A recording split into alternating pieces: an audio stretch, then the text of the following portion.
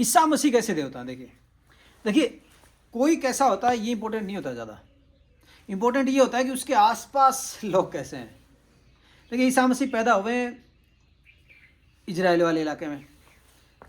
अब इजराइल वाले इलाके में तो क्या है कि मिक्स है, लेकिन वहाँ पे श्रेष्ठ कोड के लोग ज़्यादा हैं। श्रेष्ठ कोड का आदमी फैसला करेगा लड़के। लोकतंत्र में तो क्या है कि हार जाएगा वो मान लेगा और जीत जाएगा वो जीत जाएगा, वो श्रेष्ठ साबित हो जाएगा। लेकिन राजतंत्र में लड़ाई करके आपने किसी को मार दिया तभी आप श्रेष्ठ कायम होंगे। और ईसा मसीह तो तब राजतंत्र था, यानी लड़ो और किसी को मारो तब आपका फैसला होगा।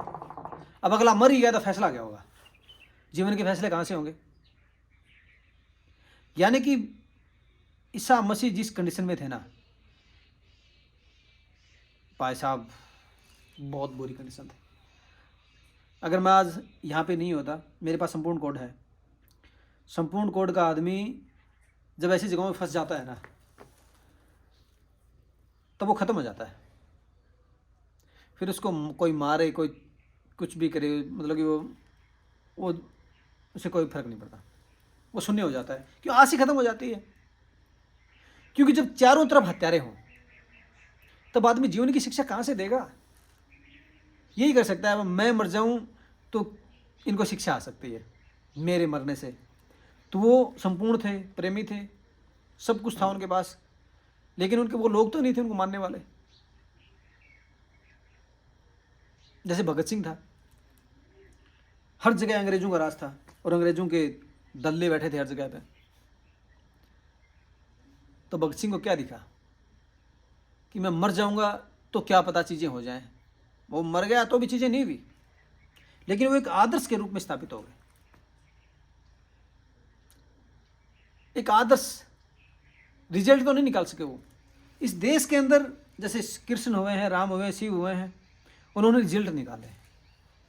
और रिजल्ट क्या होता है? देखिए रिजल्ट ये होता है कि हम किसी ने जो किया उसकी हम पुनरावृत्ति कर दें तो चीज़ें सही हो जाएं, ये होता है रिजल्ट। और हम वैसे ही करके चले जाएं तो हम उस कड़ी को आगे बढ़ा सकते हैं। जैसे मान लो कि भगत सिंह ने अपना बलिदान दिया तो उसकी तरह हम बलिदान दें तो एक कड़ी बन गई भगत सिंह और हमारे बीच में। फिर आगे कोई बलिदान देगा, वो कड़ी बनती जाएंगी जो, और बदलाव होगा तब होगा। तो जो ईसा मसीह वाला जो काम है वो एक कड़ी के रूप में है, वो रिजल्ट के रूप में नहीं है। तो हो सकता है कि वक्त ने उनको एक कड़ी के रूप में ही चुना हो। मेरे ख्याल से तो ये निकल रहा है कि उनको एक कड़ी के रूप में चुना गया है।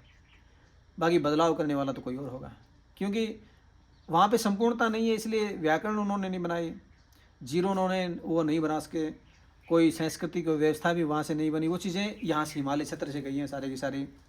उनके पास और बाकी जो चीज़ें हैं वो भी हड़प्पा सभ्यता से आई हैं। हड़प्पा सभ्यता का मेन केंद्र यहीं से था, ठीक है, यानी अफ्रीका और यहाँ से दोनों से कनेक्टिविटी थी वो चीज़ों की। वो एक मध्यस्थ है। जो इजराइल वाला इलाका है, ये तुर्की वाला जो इलाका पूरा, ये अफ्रीकन्स और हिमालयंस बीच के रूप में एक मध्यस्थता है। तो जो अल्लाह है, ईसा हैं, जीउस हैं, इनको मध्यस्थता के लिए कड़ी के रूप में चुना गया है, ताकि कड़ी बनने से क्या होता है कि चीज़ें जुड़ी हुई रहती हैं। ठीक है, जैसे मान लीजिए ईसा है, तो ईसा के जैसा कोई संपूर्ण इंसान पैदा हो गया, या जो भला है वो भलाई करना चाहता है, तो वहाँ पे ईसा उसके सामने ना उदाहरण है, या अल्लाह उसके सामने उदाहरण है। तो वो उन चीज़ों को खोजेगा कि आखिर ये चीज़ें कैसे हो। तो खोजता खोजता वो हिमालय तक पहुँचेगा। भाई जो खोजी है वो पूरी दुनिया में जाएगा अपने काम को अंजाम देने के लिए, उसे वो चाहिए। जैसे हम क्रांतिकारी बनते हैं जवानी के अंदर, तो हम खोजते हैं किसको?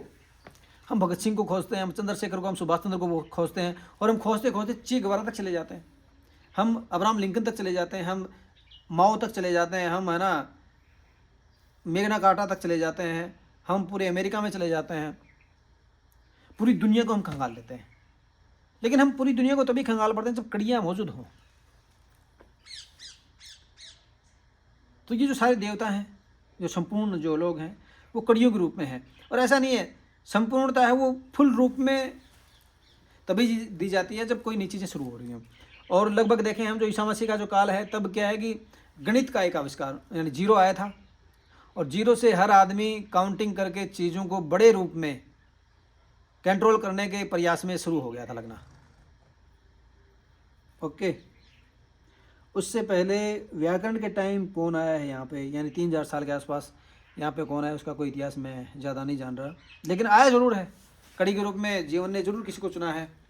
उससे पहले जब जीव सबसे पहले आए थे, जब व्यवस्था शुरू हुई थी, यानी कि लोहा आने के बाद में जब ठंडे इलाके से, बर्फ़ के इलाके से गोरा आदमी जब बाहर निकला है मारता काटता हुआ, आगे सामने उस गर्म जलवायु के लोग थे जिन्हें ज्ञान नहीं था किसी चीज़ का, मौत का ज्ञान नहीं था, वो मरते चले गए। तो उस चीज़ों को स्थापित करने के लिए जीउस को चुना गया था। ठीक है, अब यहाँ पे मैं बताऊंगा कि देखिए गोरे और काले में बेसिक फर्क क्या है, हड़प्पा सभ्यता क्यों खत्म हो गई।